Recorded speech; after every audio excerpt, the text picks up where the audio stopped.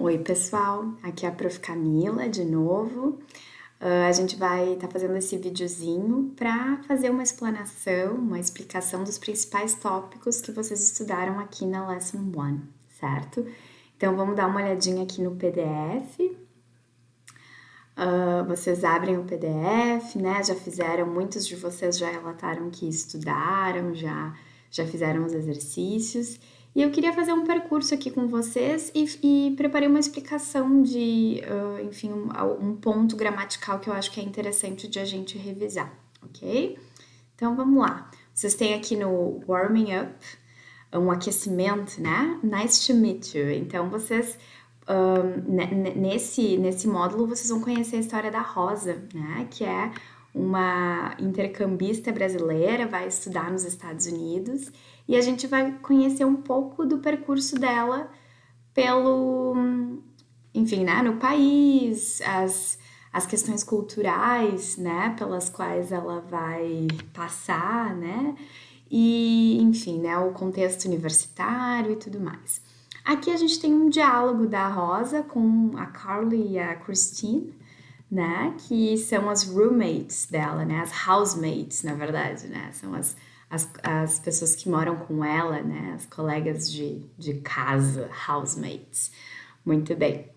Então, tem o diálogo dela se apresentando, certo? Se vocês tiverem dúvidas em termos de vocabulário, vocês podem perguntar no fórum, vocês podem, eu já mencionei no vídeo anterior, né?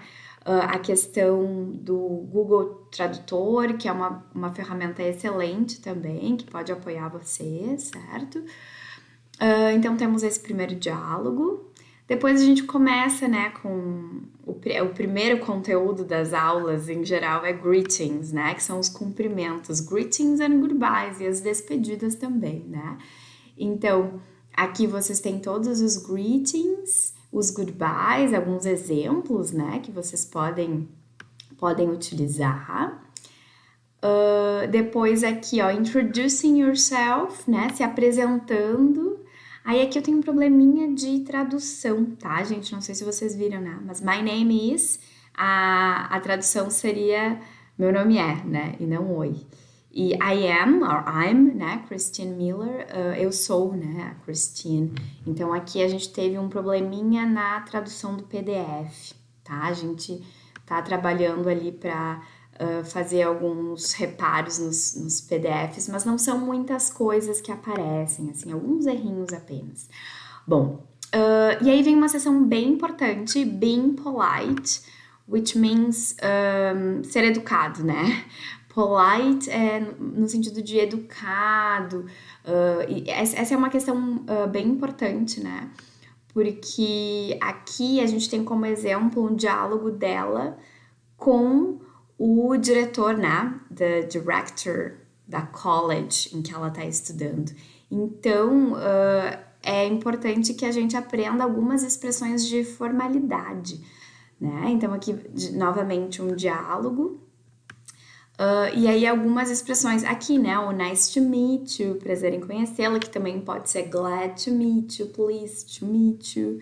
São sinônimos aí, né? O mais usado ainda é o nice to meet you.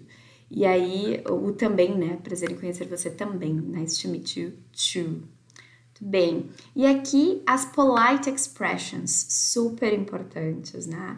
Excuse me, please, thank you, or thanks, if it's more informal. You're welcome, I'm sorry, or sorry. Então, são expressões bem importantes de serem utilizadas, né? Enfim, em todos os contextos, mas ainda mais em contextos mais formais, ok? Aqui eu tenho exemplos de titles. Se vocês tiverem dúvidas sobre isso, não esqueçam de colocar as dúvidas no fórum, tá? Tem tudo explicadinho. O uso de sir, ma'am, madame, miss. Aí observem, né, que esses titles são usados com o last name, não com o first name, não com o primeiro nome, né? Ou com o nome completo, né? Então eu tenho Mr., my last name, Miss, my last name, Mrs., Professor. E aí teve uma pergunta no fórum também sobre a diferença de professor e teacher, né? Professor é um title, E em geral é mais usado para contextos, né, é professor universitário, tá? E o teacher seria o professor de escola básica. A gente acaba usando, né? No Brasil é muito comum teacher, daí teacher Camila, ok, that's nice, mas eles em geral não usam, né? Eles usam o title mais o sobrenome, é bem formal, assim, né? Então, meu sobrenome é Debona, seria Miss Debona, né? Mas não tem problema, o teacher é bem-vindo aqui nesse contexto também, mas só para vocês saberem que no momento que vocês estiverem lá, o comum é usar o title mais o sobrenome, né? Dá um ar de formalidade também, né? Muito bem, aqui, né? Parts of the name. First, second, middle, surname, last name or family name. Muito bem. Aqui vocês têm the alphabet, então deem uma olhada aqui no alfabeto. Tem vários recursos na internet sobre a pronúncia, né, do alfabeto, para quem não conseguir baixar o PDF interativo. Sobre e-mail and web page addresses também. Aí aqui a gente entra num tópico importante, subject pronouns, que seriam os pronomes de sujeito, né? Então, por exemplo, aqui eu tenho um exemplo bem básico aqui em português, por exemplo, Dub é um rapaz muito inteligente, Dub se apresenta, Dub é namorado, Dub. Pra gente evitar essa repetição, né, do nome, a gente usa os pronomes, né, assim como no português. Então, eu vou substituir por ele, né, vou fazendo substituições para que o texto fique coeso, né, que tenha uma coerência, mas que evite essas repetições, né. Então, a gente vai ver os pronomes aqui de sujeito junto com o verbo to be, né. Então, a gente já começa nessa lição, vocês já viram, já temos o verbo to be. Então, esses são os pronomes sujeitos, tá? Então, eu, você, no singular, aí vocês vão ver que tem o you no plural, que não muda, tá? A forma é you, então eu posso dizer you me dirigindo a uma pessoa, a você, ou you me dirigindo a mais do que uma pessoa, a vocês, ok? Isso vai depender. Como é que eu vou entender, prof? Vai depender do contexto da situação, tá? He, she, it, que seria ele ou ela, né? He, ele, she, ela, e o it, ele ou ela, que em geral é usado para coisas, animais, cidades, fatos, and things like that, né? A gente vai ver vários exemplos. We, nós, you já falamos, e they, eles ou elas, certo? Então, aqui tem algumas explicações. O I é sempre escrito em letra maiúscula. It pode ser usado para bebê quando eu ainda não sei, né? Se é menino ou menina. Muito bem. E aí, pessoal, a gente começa com o verb to be, né? Vamos dar uma olhada. Sempre tem uma introdução com um diálogo, né? O verbo to be é um verbo que significa ser ou estar. No português nós temos dois verbos, né? O verbo ser e o verbo estar. E no inglês, o to be faz esse papel, né? Tanto de ser quanto de estar. Como é que eu vou saber, prof?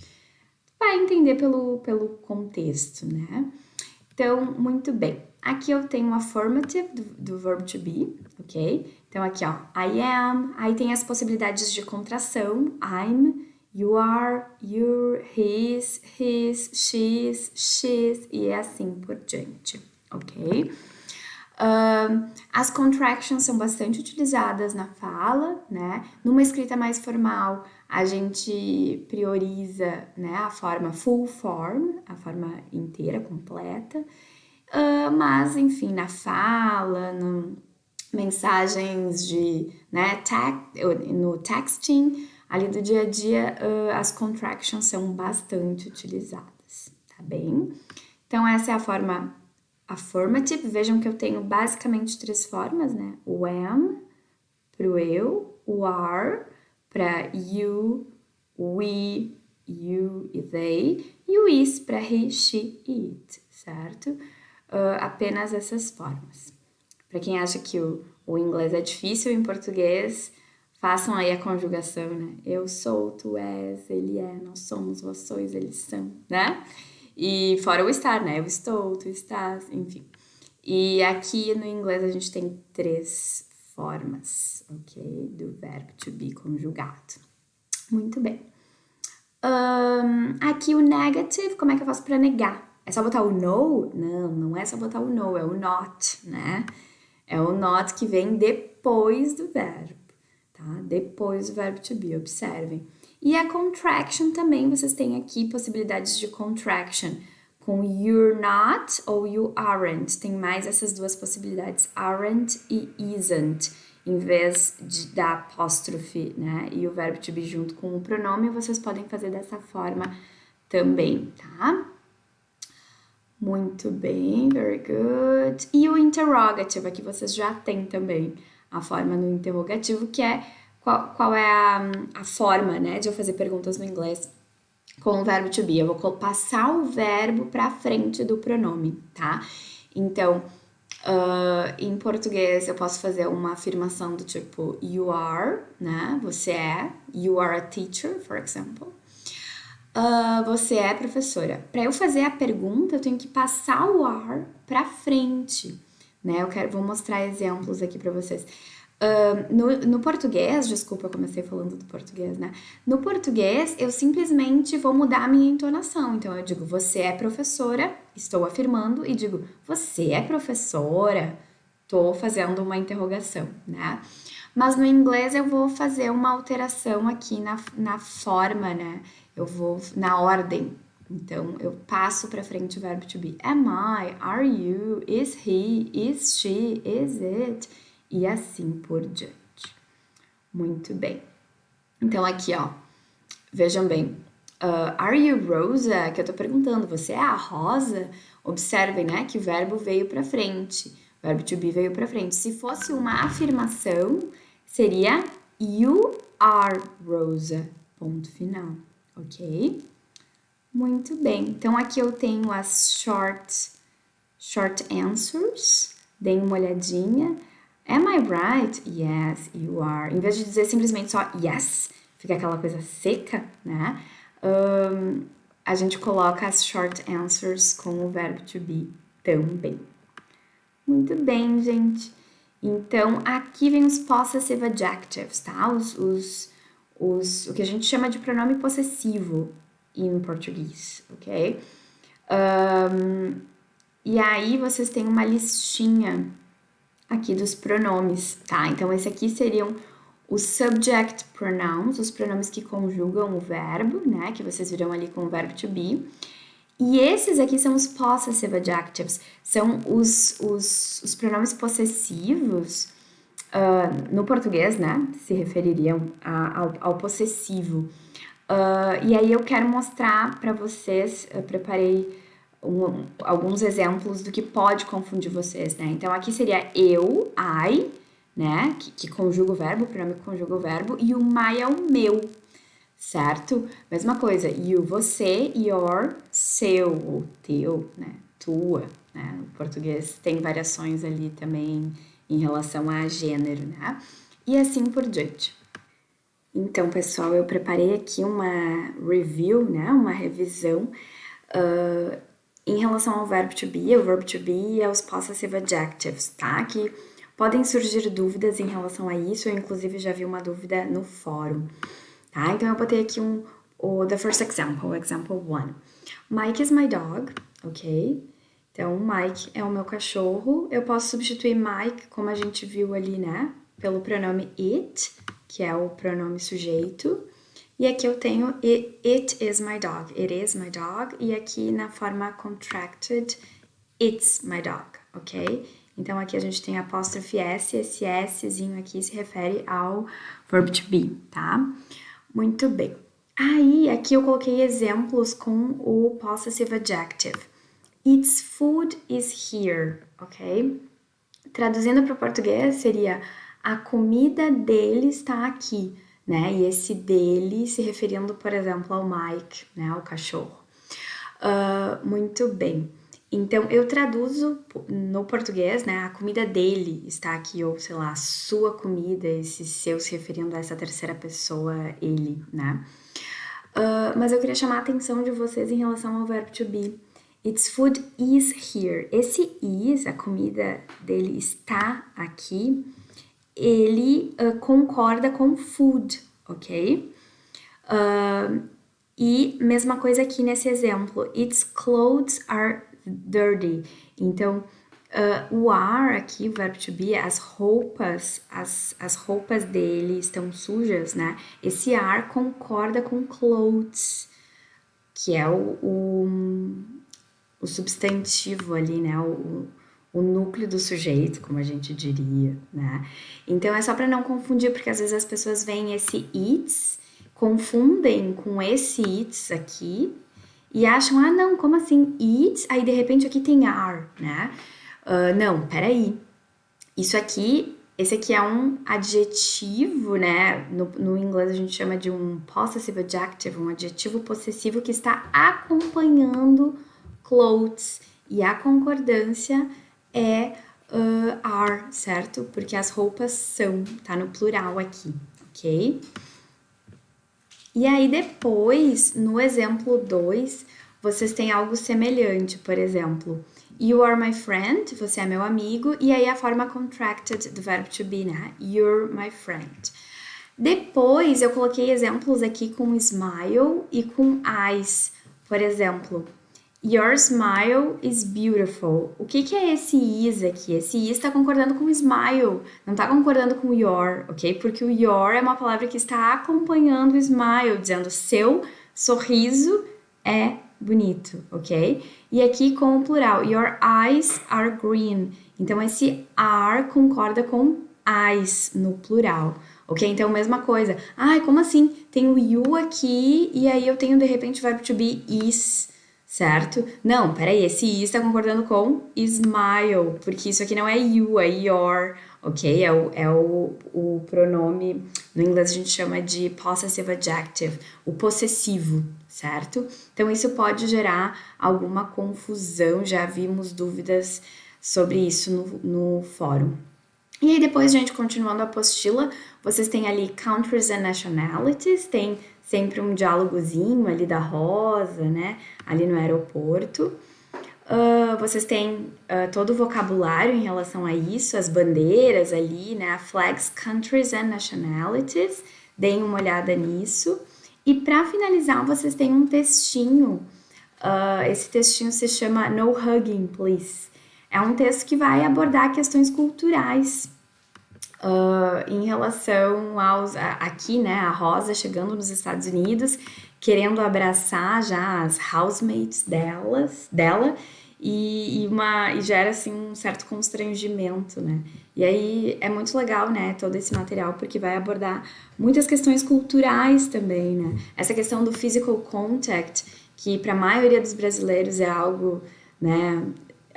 nós somos um povo conhecido por essa questão de sermos mais calorosos, né? De termos mais esse contato físico, né? E lá é um pouco diferente, né? Então, gera um certo estranhamento, né? Das housemates da Rosa, quando a Rosa chega abraçando, né? Então, aqui tem um pequeno textinho sobre essa questão cultural. Vocês podem, como eu já falei, procurar recursos, né? O Google Tradutor é um bom recurso, caso vocês não entendam todo o texto, né? Tem bastante vocabulário já ali para a primeira aula, mas basicamente seria isso, né? Então usem ali todos os recursos que vocês tiverem nas lições, né? Para ampliar o vocabulário de vocês também. E aí depois... vocês têm ali as evaluation activities que vocês podem fazer, muitas pessoas já relataram que já fizeram, né?